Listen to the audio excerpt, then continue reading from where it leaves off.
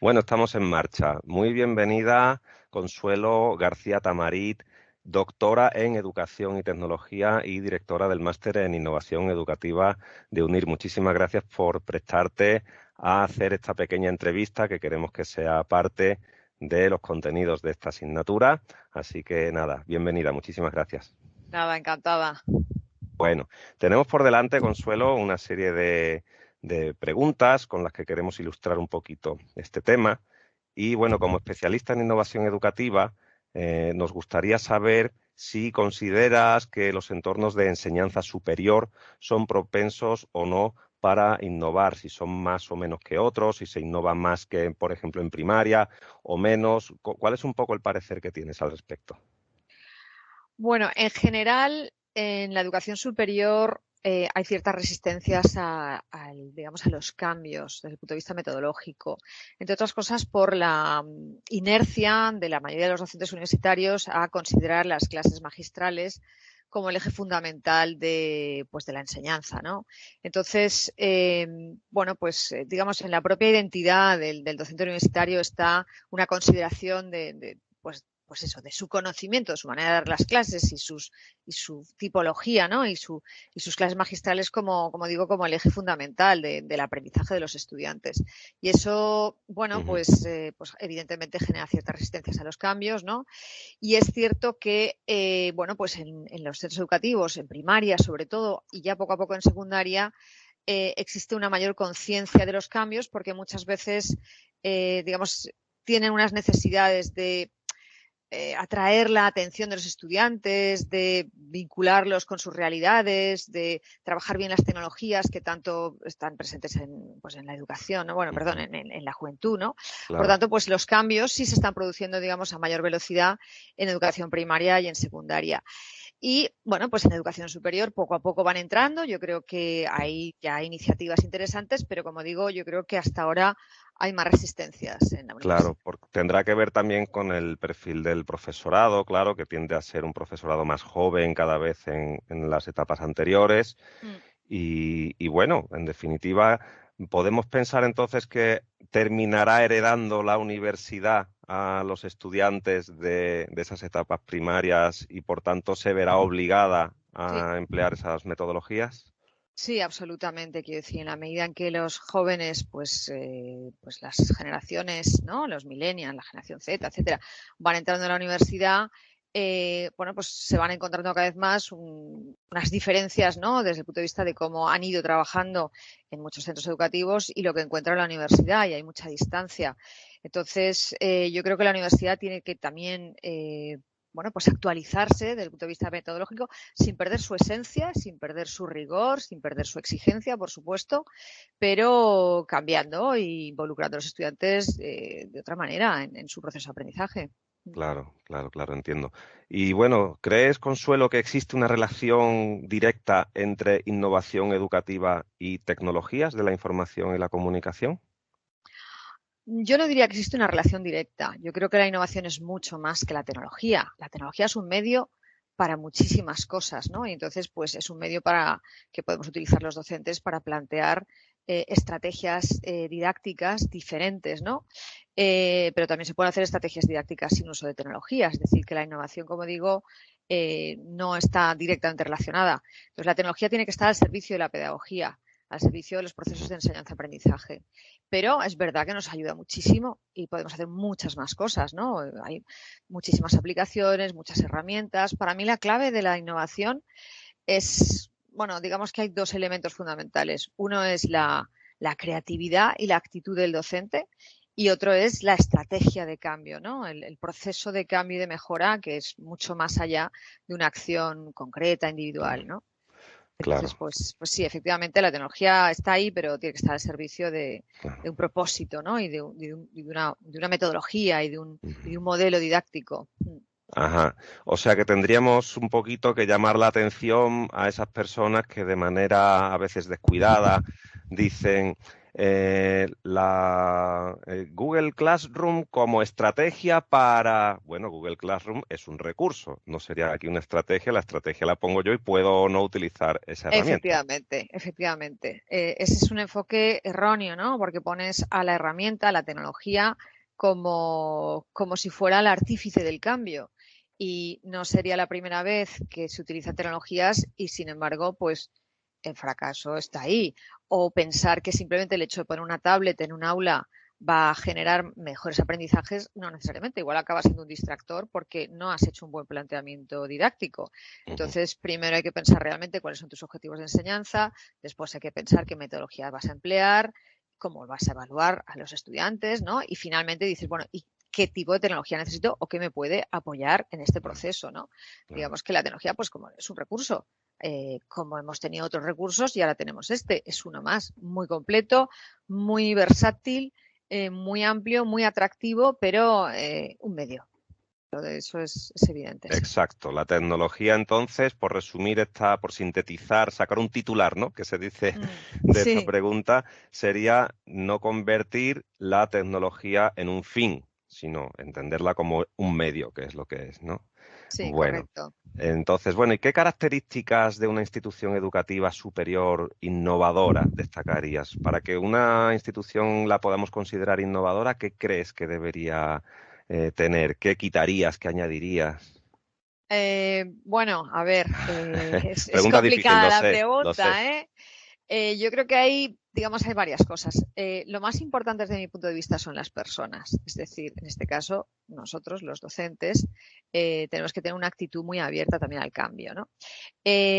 Por otra parte, también es cierto que en las instituciones, el liderazgo de las instituciones, quien sea pues, el claustro, el rectorado, el consejo directivo, bueno, pues quien esté al cargo de las instituciones educativas, tiene que tener también, digamos, una apuesta decidida por la innovación. Y en ese sentido, en vez de ponerle ruedas al carro, ¿no? Lo que tiene que hacer es facilitar que, digamos, los docentes, los equipos de profesores, etcétera, vayan haciendo, bueno, pues cambios, ¿no? Claro, eso a veces genera cierta resistencia, cierto miedo, ¿no? Pero claro, hay que empezar pilotando algunos cambios, porque si no, pues nunca haremos, digamos, esas transformaciones, ¿no? Ujú. Yo creo que la universidad, desde el punto de vista de los recursos, tiene de sobra, digamos, a nivel, digamos, de inversión tecnológica y de medios, tiene muchísimos, pero lo que hace falta es, bueno, pues apoyar esos procesos de cambio, apoyar esos cambios de mentalidad, ¿no?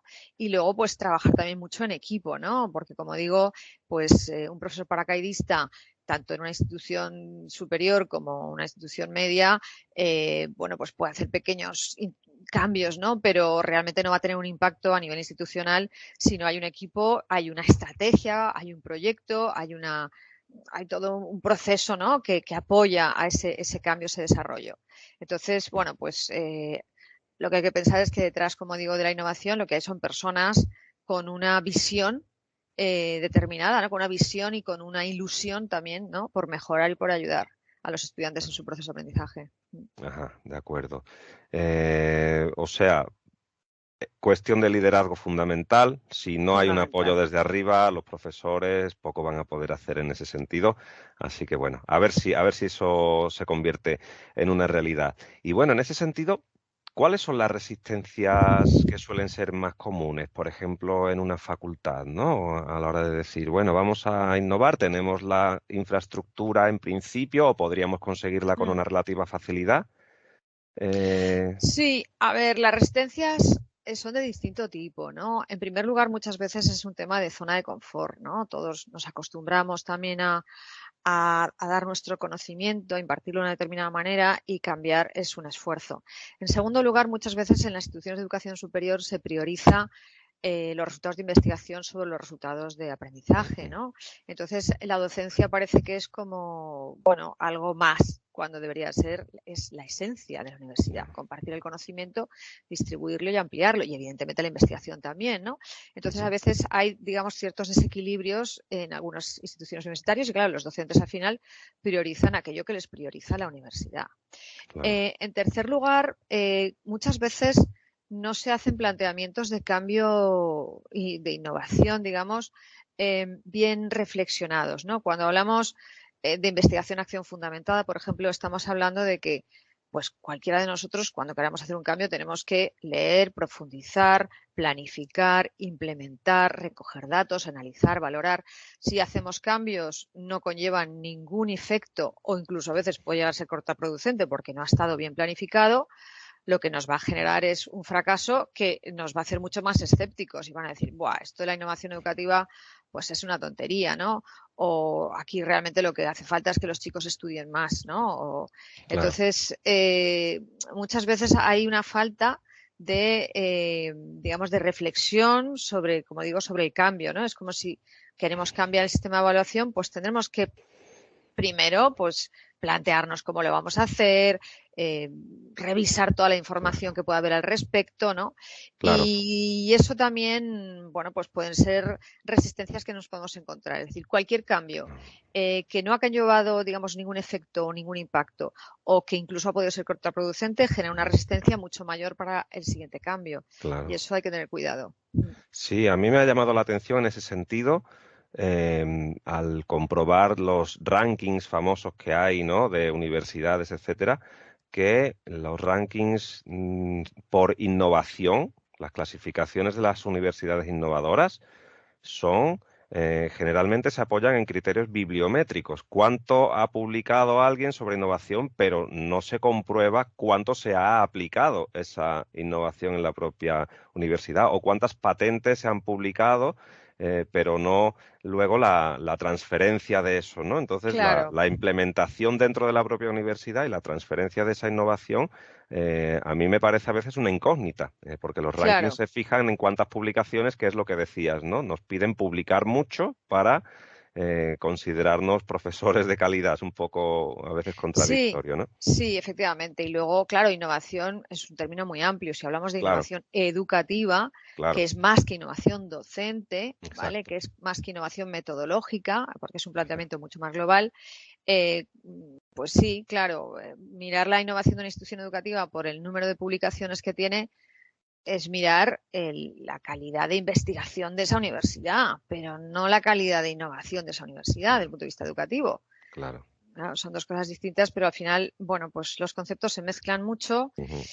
y eso, pues, claro, Y uno es un siente que es un problema. esfuerzo un poquito estéril, ¿no? Cuando hace la innovación y luego eso no lleva a ninguna parte porque no tiene los apoyos que tiene que tener. Y dice, bueno, Claro, entonces, por ¿para eso. qué, no? ¿Para qué hago esto, no? Claro, efectivamente, esa es una de las claves, ¿no? Cuando hablábamos antes, si no hay un buen liderazgo que apoye, potencie, fomente digamos, gratifique, ¿no? Los cambios y las mejoras, pues tampoco hay un objetivo, que tiene que ser Claro. pues una persona que está muy motivada, ¿no? Y que lo hace porque realmente cree en ello, aunque no tenga ningún incentivo alrededor, que siempre hay gente así también, Ujú. por supuesto, digamos que se plantea esas mejoras. Pero luego hay otras personas que lógicamente pues igual, como digo, priorizan aquello que les prioriza la Ujú. universidad. Y eso, pues eso, genera un conflicto, ¿no? Porque además, yo hice hace poco una pequeña investigación sobre la identidad de los profesores universitarios, ¿no? He publicado un libro sobre la identidad y hablamos justamente de cómo se ha ido complejizando, digamos, su rol, sus funciones, ¿no? Porque son docentes, son investigadores, son también gestores, son asesores de los estudiantes, ¿no? Cada vez, Ujú. digamos, su perfil es más complejo y al final, como digo, bueno, con esa tensión además que existe cada vez más en las universidades, en donde hay una cierta competencia por bueno, pues estar en los rankings, por conseguir más estudiantes, por no ese nivel de competitividad que no es solamente, digamos, de España, sino que está prácticamente en todo el mundo, pues claro, la labor del docente es cada vez más compleja. Claro, claro, claro, entiendo. Bueno, y en tu caso, ¿por qué decidiste plantear un máster de innovación educativa apoyándote en el aprendizaje basado en retos? Que eso me consta que es algo bastante llamativo, Sí, ¿no? Que ha llamado la atención en el entorno. sí, bueno, el primer planteamiento es que un máster de innovación educativa tiene que ser innovador en sí mismo, ¿no? Parecería una incongruencia hacer un máster de innovación educativa con un planteamiento tradicional de contenido pues que más o menos se pueda leer en un libro o unos materiales y un profesor dando clase. Me parecía que no, en primer lugar, era incongruente con su propia esencia. En segundo lugar, porque efectivamente uno de los elementos fundamentales del cambio educativo es, bueno, poner al alumno en el centro. Para poner al alumno en el centro tenemos que hacer que digamos, nuestros contenidos, nuestras clases, etcétera, giren en torno a lo que el estudiante tiene que hacer. Claro, hay otro concepto también que entra mucho aquí, digamos, en el planteamiento del modelo de ABR, que es el tema de la competencia, ¿no? De la competencia se habla muchísimo, competencias, competencias, pero al final competencias quiere decir que una persona es capaz de poner en práctica unos conocimientos, unos contenidos que ha ido adquirido de distintas maneras y, digamos, los pone en funcionamiento, los reflexiona, los aplica, etcétera, ¿no? Entonces, digamos que si queremos, evidentemente, desarrollar el conjunto de competencias que pensamos que son necesarias en una serie de personas que hacen este máster, pues lógicamente vamos a facilitar un modelo de aprendizaje, un escenario en donde los estudiantes se vean en esa necesidad, ¿no? Entonces, claro, ahí ya cambia mucho el rol del estudiante.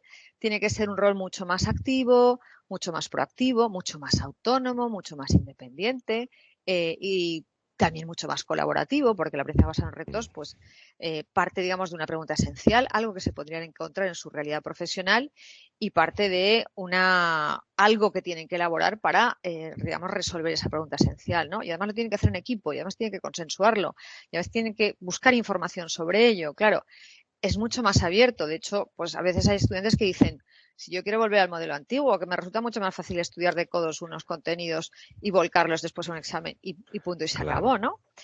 Claro, si tenemos en cuenta que la mayoría, o yo diría casi el 100% de nuestros estudiantes son también docentes, claro, yo les digo, pero vamos a ver, si vosotros queréis trabajar las metodologías activas con vuestros propios estudiantes, tenéis que ser vosotros también ahora artífices, ¿no?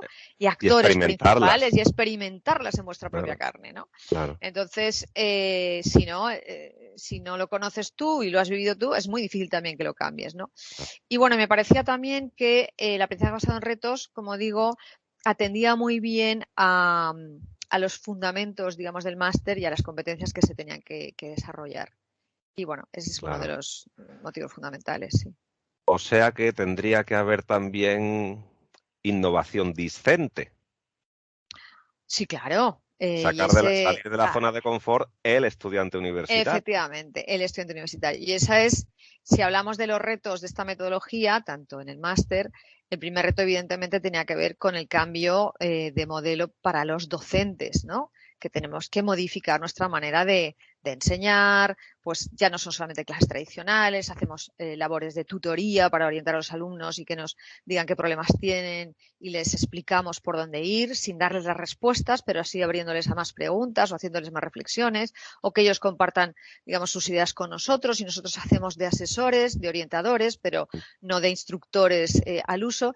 Pero claro, una vez, digamos, cambias esos modelos con los docentes, que pueden ser las primeras resistencias, luego te encuentras, como digo, evidentemente la resistencia de los docentes que consideran que el reto es como si fuera un trabajo escolar en donde tú tienes una estructura y le vas poniendo trocitos a cada parte y al final te queda un trabajo de colegio, ¿no? Y claro, no es eso y resulta difícil, ¿eh?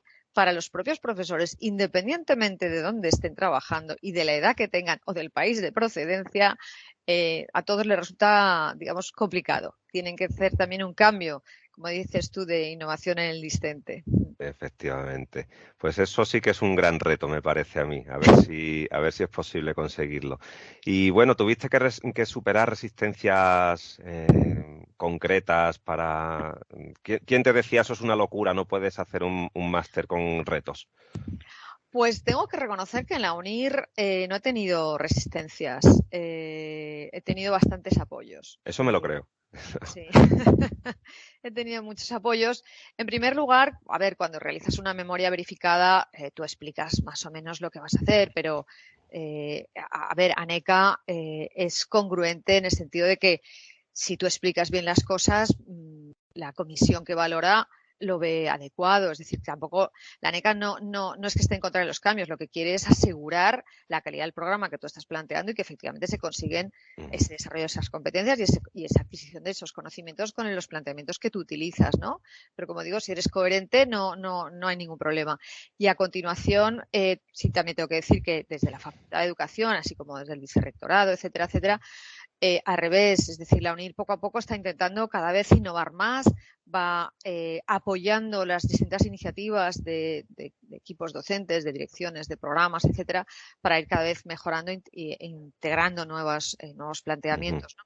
Entonces, no he encontrado resistencias. Es verdad que ahora como siempre, hay que valorar y mejorar, porque es un proceso de mejora continua. Toda innovación, en realidad la innovación educativa no termina nunca, como la calidad Claro. no termina nunca. Siempre es un proceso de observación, de reflexión, de mejora, de cambio, etcétera, ¿no? Y esa también, digo, es una de las claves, ¿no? Claro, claro. Para que Bueno, sea para los estudiantes que no son de España, la ANECA es una agencia que evalúa, que acredita la calidad de las propias titulaciones, de la investigación, del profesorado, etcétera.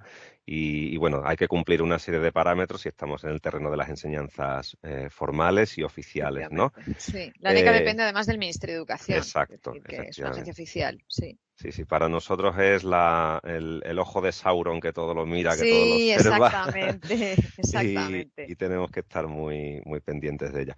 Sí. Bueno, un poquito ya por cerrar, Consuelo, no quiero robarte mucho tiempo. Unas primeras impresiones sobre cómo está funcionando la innovación educativa en la universidad, concretamente, por ejemplo, a propósito de los retos, que tienes esa experiencia directa. Eh, ¿qué conclusiones muy preliminares podríamos sacar de esta iniciativa, ¿no? De la enseñanza mediante retos en la universidad? Pues mira, desde el punto de vista, digamos, de los estudiantes, hay unos elementos, digamos, de consolidación de aprendizajes que yo creo que son, digamos, mayores, ¿no? Que si un estudiante coge un material, intenta memorizarlo para un examen, ¿no? Porque, claro, el tener que leer, reflexionar, debatir, elaborar su propio discurso, ¿no? Con la resolución de esos retos, hace que ya, digamos, el contenido que tiene que trabajar para resolver esos retos lo asimile de una manera diferente a que se intenta simplemente memorizarlo. Si pensamos en la taxonomía de Bloom, ¿no? Y pensamos pues que es desde las primeras, digamos, lo primero que pones en marcha es la memorización, la asimilación, la comprensión, pero luego ya vas al análisis, a la síntesis, a la evaluación, a la creación. Bueno, pues nosotros intentamos que los retos se sitúen digamos, en la cúspide, ¿no? De la taxonomía de Bloom, en lo que tiene que ver con poner en funciones ejecutivas, en marcha funciones ejecutivas como la creación, el análisis, la evaluación, etcétera, ¿no? Eso para empezar. Claro. En segundo lugar, hay también unos beneficios asociados que tienen que ver con la competencia informacional, la autonomía del estudiante a la hora de buscar información para, digamos, bueno, pues ser capaz, ¿no? De abordar la resolución de ese reto. También, evidentemente, toda la competencia de trabajo en equipo, que es tan importante porque, bueno, hay muy poco trabajo ya que se puede hacer de manera individual y eso es algo que implica negociación, digamos, gestión del tiempo, Claro. uso también de tecnologías, ¿no? Porque estos retos, bueno, en UNIR evidentemente estamos en una universidad online y todo se hace a través de distintas herramientas que antes hablábamos, ¿no? Son medios, herramientas. Entonces, pues los estudiantes utilizan también Teams para escribir en equipo, tienen sus grupos de WhatsApp o se reúnen por Zoom, tienen que acordar una serie digamos, de pautas, de trabajo, de ritmos, etcétera, ¿no? Entonces, tanto desde el punto de vista de las competencias de carácter transversal, como desde el punto de vista de las competencias a nivel personal, como desde el punto de vista de las competencias, digamos, que trabaja la innovación en el máster, yo creo que el aprendizaje basado en retos apoya muchísimo. Pero también es cierto que depende mucho de cada estudiante. Es decir, yo siempre, cuando hablo con los estudiantes, siempre digo, uno obtiene de un programa formativo lo que invierte. Hay una correlación directa. Si yo invierto mi esfuerzo, mi tiempo, mi atención, mi cariño en este programa, sacaré mucho, obtendré mucho. Si paso muy superficialmente por él y lo único que quiero al final, con todo el respeto, es aprobar y sacar el título, pero no me interesan tampoco excesivamente los aprendizajes y no le dedico lo que le tengo que dedicar, Pues el resultado también será que digamos, la mochila personal que tú te lleves cuando salgas del programa, pues no será la misma. Claro, será convencional, no será en absoluto disruptivo, ¿no? De alguna Disruptiva. manera, por cerrar, podríamos decir que esa labor de curación de contenidos, ese concepto que está tan de moda y que siempre ha venido haciendo el docente, ahora la tiene que hacer también el estudiante, seleccionar, cribar, versionar, aplicar esos contenidos que tiene que trabajar además en equipo Claro. y ahí importa mucho la propia red personal de aprendizaje, el propio entorno personal de aprendizaje. Entran en juego muchos elementos que hay Muchos que aprender a elementos. ordenar, ¿no? En Sí, definitiva. efectivamente. Es verdad que a veces es complicado para estudiantes que tienen en nuestros másters, ¿no? En nuestro programa, que están trabajando, que Claro. tienen otras obligaciones familiares, etcétera. Les falta muchas veces tiempo para poder, digamos, llegar al máximo, ¿no? Pero cuando uno se plantea hacer un programa de este tipo, pues tiene también que hacer un cálculo de los esfuerzos que tiene que hacer, ¿no? Por el hecho de ser online, no es como en Claro, Matrix que te ponen ahí y aprendes rápidamente, ¿no? Con un chip ya a pilotar el helicóptero, ¿no? exacto. Aquí hay que esforzarse. Pero es cierto que el alumno tiene que coger el testigo de su aprendizaje y es que eso es lo que de lo que estamos hablando cuando hablamos también de poner al estudiante en el centro. Y en este caso, nuestro estudiante, que es a la vez docente, tiene que hacerlo. Claro, el perfil del estudiante en educación superior es muy diferente y al plantear, por tanto, nuestros proyectos de innovación educativa en educación superior tenemos que hacerlo de manera, aunque parezca que sobra decirlo, pero sí conviene recordar que tiene que ser también coherente, sostenible con las propias condiciones de los estudiantes y eso, innovar requiere entender al destinatario final, así que, Sí, bueno, pues tomamos buena nota sí. de ello. Hay que buscar Y siempre un buen equilibrio. efectivamente. Pues muchísimas gracias, Consuelo, doctora Consuelo García Tamariz, doctora en Educación y Tecnología Educativa, por esta aportación, por estas aclaraciones desde tu experiencia, desde tu sabiduría. Muy agradecidos, de verdad. Nada, muchísimas gracias, Pedro, a vosotros. Muy bien, hasta pronto. Gracias por todo.